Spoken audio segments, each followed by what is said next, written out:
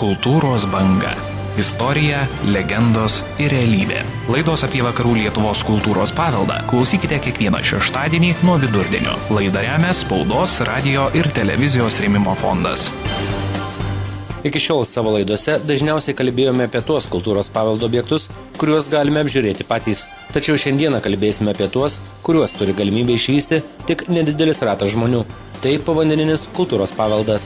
Povandeninis archeologijos specialistas Klaipėdos universiteto rektorius Vladas Žulkus sako, kad povandeninis archeologijos paveldo sąvoka, o to pačiu ir šių kultūros objektų apsauga Lietuvos įstatymuose įteisinta tik prieš porą metų. Povandeninis kultūros paveldas yra visi objektai, kurie turi kultūrinės vertės ir kurie yra tyrinėjami metodais taikomais povandeninei archeologijai. Konvencijoje apibrėžimas yra toks, kad tai yra daiktai, kurie periodiškai, visiškai arba dalinai yra po vandeniu. Tai yra pirmiausia yra jūrinis povandeninis kultūros paveldas, bet nebūtinai tai yra lagūnus, tai yra vidaus vandenis, yra ežerai, upės, rūšys tos, sakysim, povandeninio kultūros paveldo. Tai yra pirmiausia vietovės, tai gali būti senovinės gyvenvietės, senovės žmonių veiklos pėdsakai, kurie dabar yra po vandeniu. Tai gali būti senieji uostai renginiai, netgi kažkokie senieji miestai, tokiu atveju mes beveik neturim. Ir tai be abejo yra nuskendę laivai ir kitos transporto priemonės, kurios yra atsidūrus po vandeniu. Pirmasis Lietuvoje povandeninės archeologijos tyrimus pradėjęs Vladas Žulkus sako,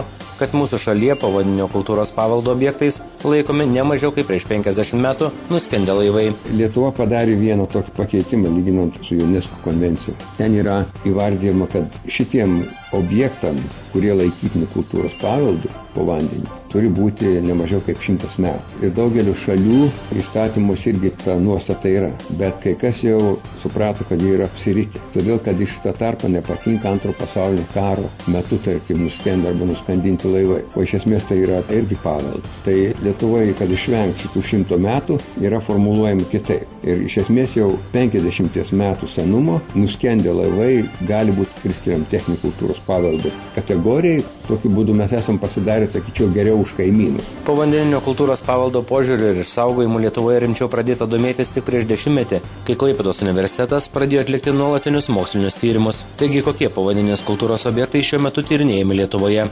Turim, sakysim, tos vadinamus nuskendusius kultūrinius landšaftus. Kas tai yra? Pastaraisiais metais buvo rasti buvusių krantų vietos su išlikusiais medžių kelmais. Vairiuose gyliuose. Pradant 11 metrų gilių, kitur 29-27 metrų gilių. Arba išvirti medžiai. Tai yra buvusių senųjų miškų reliktai ir kol kas ten tiesa mes žmonių kultūrinės veiklos kažkokių žymių nerandam.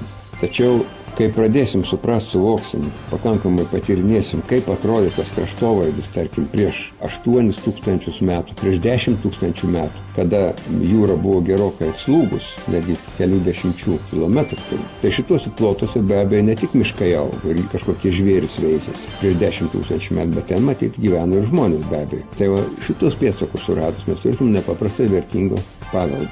Ir jis anksčiau ir vėliau atsiras matyti po vandeniu, tai jis archeologams žada labai daug. Todėl, kad ten mes turėtume aptikti ir gerai užsikonservavusi medieną, sakysim, ir akmens dirbinius įvairius, galbūt ir statinių pėdsakus, kurie išliko jūrai kylant. Pasakojo Vladas Žulkus. Senieji Joldijos jūros laikotarpio krantai su medžių liekanomis aptikti ties Juodkrante, kito reliktinio Pušų miško pėdsakai aptikti ties Melnrage, maždaug 3 km nuo kranto, smėlėtame, su dideliais akmenimis jūros dugne.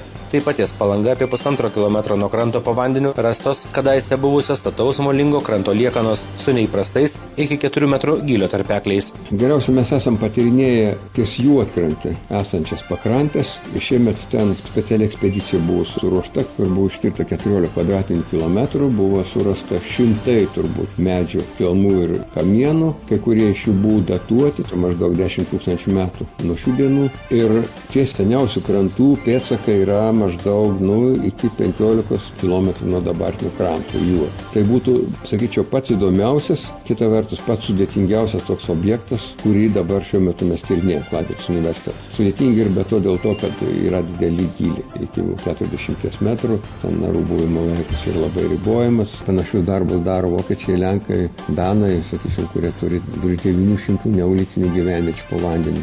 Tai aš manau, kad mes galbūt kažkokią bendrą mokslinę programą kartu su vokiečiais, su lenkais padarysim ir galėsim tada plačiau tus tyrinėjimus daryti. Teigia Vladas Žulkus. Po vandeniu Lietuvoje slepiasi ne tik senovės krantų, bet ir gyvenviečių liekanos. Po vandeniu atsidūrusi net ir pirmoji Šventosios bažnyčia. Bet plačiau apie tai po pertraukėlės.